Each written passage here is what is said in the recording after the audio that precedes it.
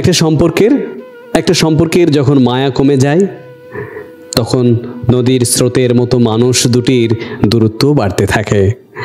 একটা সম্পর্কের যখন মায়াটাই না থাকে, তখন নদীর স্রোতের মতো মানুষ দুটির দূরত্বটাও বাড়তে থাকে।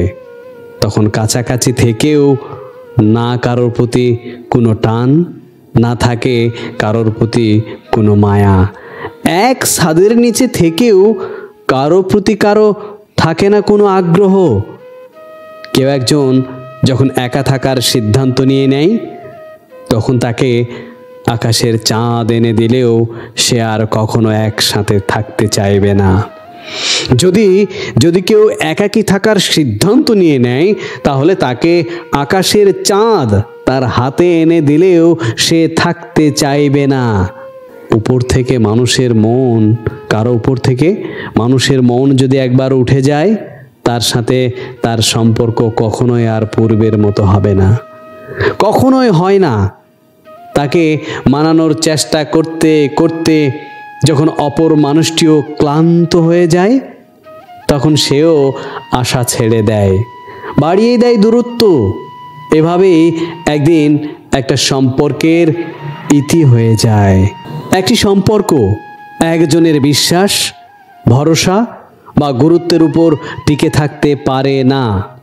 আপনি যতই ভালো মানুষ হন না কেন, অপর মানুষটির যদি আপনার প্রতি কোনো মায়া বা আগ্রহ না থাকে, তাকে আপনার জীবনের বিনিময়েও কখনো আপন করে পাবেন না। প্রতিটি সম্পর্ক টিকিয়ে রাখতে হলে দুজনের প্রতি দুজনের গুরুত্ব, বিশ্বাস বজায় রাখাটা ভীষণভাবে জরুরি। এমন নয় যে কাউকে আমাকে বিশ্বাস করেছে বলে তার বিশ্বাসের সুযোগ নিয়ে খেলা করা যাবে। কেউ যদি আপনাকে বিশ্বাস করে, এমন নয় যে তার বিশ্বাসের সুযোগ নিয়ে আপনি খেলা করবেন।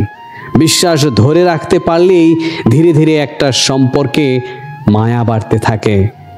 যে সম্পর্কের মায়া আছে, সে সম্পর্ক কখনো কথায় কথায় দূরত্ব বাড়ায় না। কেউ কাউকে ছেড়ে থাকতে পারে না।